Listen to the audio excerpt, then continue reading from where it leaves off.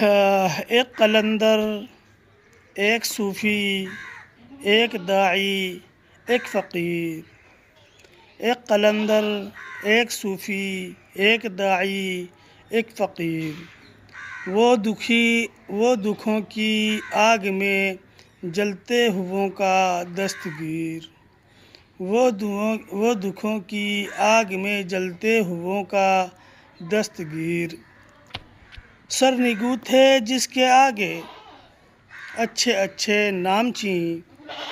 سرنگوں تھے جس کے آگے اچھے اچھے نامچین۔ جس کے کہنے سے پڑھا کرتے تھے کلمہ راہ گیر۔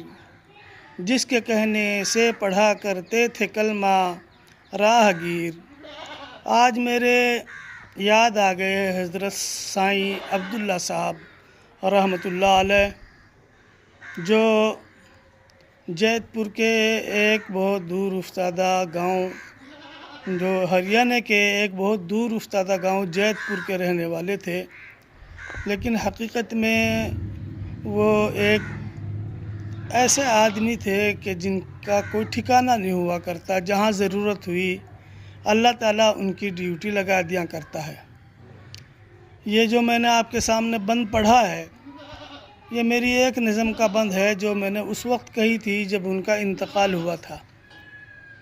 آپ سبھی حضرات سے درخواست ہے کہ میری اس ویڈیو کو ان لوگوں کو پہنچائیں جو حضرت سائیں جی سے محبت کرتے ہیں، ان کو پسند کرتے تھے اور ان سے انہوں نے فائدے اٹھائے، دعائیں کرائی۔ انشاءاللہ میں وہ پوری نظم بھی دوبارہ سے ڈالوں گا، پہلے بھی ڈالی میں نے۔ سائیں جی پہ ایک میں چھوٹا سا مضمون بھی لکھ رہا ہوں، دعا فرمائیں اور یہ بھی دعا کریں اللہ تعالیٰ ان کی مغفرت فرمائے، اللہ تعالیٰ ان کو جنت الفردوس میں اعلیٰ مقام عطا فرمائے۔ السلام علیکم۔